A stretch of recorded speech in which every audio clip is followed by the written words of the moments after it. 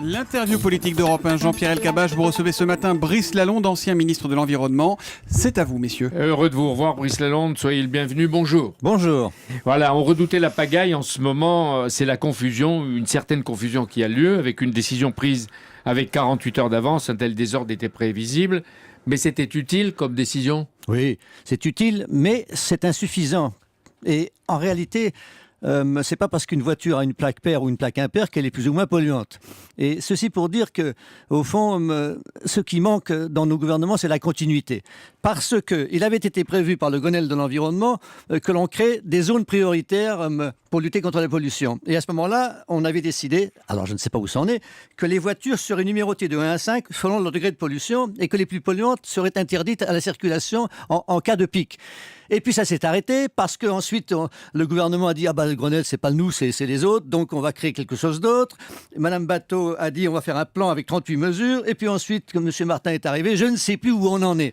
Parce que c'est plus intelligent. En la matière, il faut être droite, gauche avec des actions en commun. Voilà, il faut se mettre d'accord parce que c'est un truc de long terme. Et qu'est-ce que ça peut faire la couleur politique? Ce qui compte, c'est la santé des Parisiens. Quand vous parlez de long terme, c'est que vous préparez le sommet mondial de l'environnement qui est prévu l'an prochain à Paris. On va voir les effets que cela a, parce que vous essayez d'y associer les entreprises. En 1997, la circulation a été alternée un jour. En 2014, pour que les résultats soient substantiels, Brice Lalonde, il faudrait quoi? 1, 2, 3, 4 jours? Oui, il faudrait 3 jours, je crois. Il faut 3 jours et puis ensuite, il faut vraiment se mettre d'accord avec la mesure. Est-ce qu'on a réduit ou pas? En 97, on a dit que la pollution avait reculé de 15% dans la journée grâce à la circulation alternée. C'est ça qu'il faut vérifier. Et puis après tout, il faut tirer les leçons aussi de l'expérience. Comment ça marche? Comment ça fonctionne? Est-ce que les Parisiens sont d'accord? Est-ce que la police le fait bien? Il y avait des contrôles ce matin un petit peu partout. Justement, les Franciliens et les Parisiens font ce qu'ils peuvent. Entre le covoiturage, on dit sur Europe 1 que ça marche, les transports publics, SNCF et RATP gratuits, qui font des efforts notoires.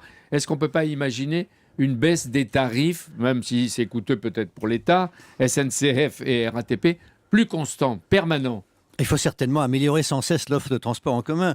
Et en plus de ça, il faut que les transports en commun soient propres eux-mêmes. Parce que si vous voulez, il y a un côté un peu paradoxal de dire prenez donc le métro, puis quand on sait que quand même l'air dans le métro est encore plus pollué qu'à l'extérieur, donc il y a des efforts. Ou quand les autobus, il y a à peu près 4500 autobus à Paris, les 3 quarts sont diesel. Bon, alors évidemment, le diesel s'améliore sans cesse. Donc ça c'est bien, mettons des filtres à particules, améliorons la flotte. C'est-à-dire qu'on vit dans la contradiction. On est tout le temps dans la contradiction. On nous conseille les bus et ils marchent au diesel. Oui, et de la même façon d'ailleurs qu'on est dans la contradiction avec l'industrie automobile. L'industrie automobile, les automobiles deviennent de plus en plus propres. Mais d'un côté, on a un certain nombre de gens qui disent qu'il faut réduire la place de l'automobile. Et de l'autre côté, l'industrie française est très dépendante de l'automobile. Et donc, il faut qu'il y ait un plan, là aussi, à long terme, qu'on se mette d'accord avec les constructeurs. C'est-à-dire Montebourg, Philippe Martin, voilà. Les constructeurs automobiles. Oui. Et la fiscalité sur le diesel? Et alors la fiscalité sur le diesel, il faut évidemment que ce soit la même que sur l'essence. Simplement, vous pourriez très bien dire, descendons celle sur l'essence pour qu'elle soit au niveau du diesel. On dit toujours monter, monter, monter. Mais enfin, bon, ça peut aller dans les deux sens. Oui, bien sûr, il faut que ce soit la même. Brice Lalonde, la voiture représente moins de 20% des émissions de particules dans l'air. Et les 80%, c'est-à-dire 4 fois plus qui restent? En effet, chaque fois qu'on brûle du pétrole, du charbon, etc., il y a des particules à la fin. Et donc le chauffage, c'est très important, l'industrie, c'est très important. Et en effet, il n'y a pas que l'automobile. Alors l'automobile, en plus de ça, il y en a des plus propres que d'autres. Donc c'est vrai qu'un plan à long terme, c'est du chauffage urbain, c'est le passage progressivement aux véhicules électriques, comment fait-on, etc. Et ça, c'est un plan sur au moins 10 ans. C'est-à-dire quand on utilise du chauffage individuel au bois, on participe aux dangers et aux conséquences mauvaises sur la santé. Certainement. Oui, et puis il y a le charbon, parce qu'en ce moment, on dit le charbon allemand. On dit que la chancelière Merkel est en train de polluer la France et une partie de l'Europe. D'abord, il y a ça, et puis ensuite, comment définir, si c'est possible, une politique commune de l'énergie en Europe? Voilà, c'est extrêmement important ce que vous venez de dire, Jean-Pierre Elkabbach. C'est très, très important. Parce que l'Europe, c'est en effet une dimension absolument capitale de notre avenir. C'est très important aussi pour la planète tout entière parce qu'il n'y a que l'Europe vraiment dans les négociations internationales qui a le souci de la planète, je peux vous le dire. Et c'est vrai que la politique de l'énergie, elle part dans tous les sens.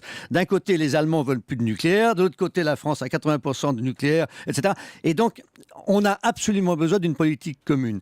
Est-ce que le charbon allemand pollue Paris? Non, je ne pense pas. Je pense que peut-être que ça va jusqu'en Lorraine.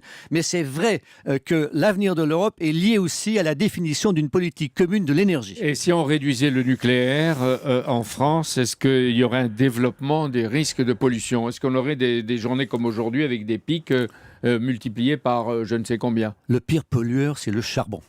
Et donc, à l'échelle mondiale, il faut se débarrasser du charbon. C'est absolument nécessaire. Alors, le nucléaire, vous savez, la vie publique, c'est de 2 mots le moindre. En effet, je pense qu'on ne peut pas se passer de nucléaire. Je dois le dire. Vous, je crois qu'on ne peut l'écologiste, pas. Oui, l'écologiste, l'ancien ministre de l'Environnement, celui qui est chargé de penser à l'environnement, aux mesures durables, vous nous dites cela. Et est-ce que vous Mais je vous conseillez... dis ça en vous disant que, du coup, il faut y regarder à 2 fois. Ça veut dire qu'à mon avis, l'avenir du nucléaire est lié aussi à un accord international. Il faut le gérer de manière internationale et correcte. On ne peut pas admettre que chaque pays fasse son trou pour mettre ses déchets. C'est ridicule. Donc, à un moment donné, le nucléaire doit devenir aussi quelque chose de mondial. Et Brice Lalonde, est-ce que vous conseillez à la France de dire oui au moins à la recherche sur le gaz de schiste que les Américains pratiquent? Mais oui, parce que les Français doivent savoir que s'il y a du charbon qui arrive aussi en Europe, c'est parce que les États-Unis sont passés au gaz, ils ferment leurs centrales à charbon, du coup, ils émettent moins de gaz à effet de serre, ils sont moins polluants. Que fait le charbon? Il arrive chez nous. Donc le gaz de schiste, il est bon aux États-Unis, pourquoi est-ce qu'il serait mauvais en France? Il y a quelque chose d'anormal. Alors, évidemment, il faut faire ça proprement. Est-ce qu'on peut le faire proprement? Sans doute. Regardons, faisons de la recherche. Je ne vois pas pourquoi il faudrait payer le gaz à Gazprom. Quel est l'intérêt? Si on peut le faire nous-mêmes, ça sera moins cher et ça sera bon pour notre balance. Donc là, il y a quelque chose de bizarre. Aujourd'hui, dans l'urgence, là, ça a l'air de marcher, mais il faut 700 policiers supplémentaires mis en place par Manuel Valls pour contrôler et sanctionner. Pourquoi cette conception punitive et répressive pour nous mettre, pour nous accélérer ou accentuer la conscience civique des Français? Bon, alors ça, c'est La peur en du effet. gendarme, quoi, ou du policier. Non, mais c'est vrai. Il vaut mieux me faire chanter l'avenir. Voilà, regardez un Paris tout propre avec des transports électriques, avec des systèmes complètement nouveaux de transport, avec le cloud, parce que maintenant on n'a plus besoin de se déplacer. On a cette extraordinaire chance d'avoir des moyens informatiques. Donc faisons chanter l'avenir plutôt. J'ai dit que vous préparez le sommet mondial de l'environnement prévu pour l'an prochain à Paris, aux côtés de Laurent Fabius et aux côtés de différents pays internationaux. Et vous êtes du côté des entreprises. Qu'est-ce que ça veut dire? Vous allez frapper aux portes des grandes et petites entreprises pour leur demander quoi? Pour leur demander d'aider les Nations Unies à atteindre leurs objectifs. Comment est-ce qu'on peut lutter contre le changement climatique? On ne peut pas le faire sans les entreprises. Toutes les entreprises doivent collaborer, doivent réduire leur consommation de pétrole ou de charbon, et passer à autre chose, économiser l'énergie, produire des choses utiles dans le cadre de cette lutte. Si vous voulez, 80% du PIB des emplois du monde, ce sont les entreprises. On ne peut pas arriver à quelque chose si on ne les a pas avec soi d'une façon ou d'une autre. Mais pas les punir. Mais non, bien sûr que non. Mais quel comportement, et c'est la dernière question, modifier pour éviter d'aggraver les changements climatiques au-delà des pics de pollution quand on veut lutter d'une manière constante contre la pollution chronique? Il y a déjà des tas de choses que les entreprises peuvent faire, mais il y a une chose de très importante. Les entreprises doivent dire aux politiques, voici ce dont nous avons besoin. Si vous voulez vraiment lutter contre le changement climatique, mesdames et messieurs les politiques, voici les mesures que nous vous proposons, nous, entreprises. Vous avez du boulot. Merci d'être venu, Merci Brice Brice Lalonde. Lalonde d'être venu ce matin sur Europe 1 et à demain matin, Jean-Pierre Elkabbach.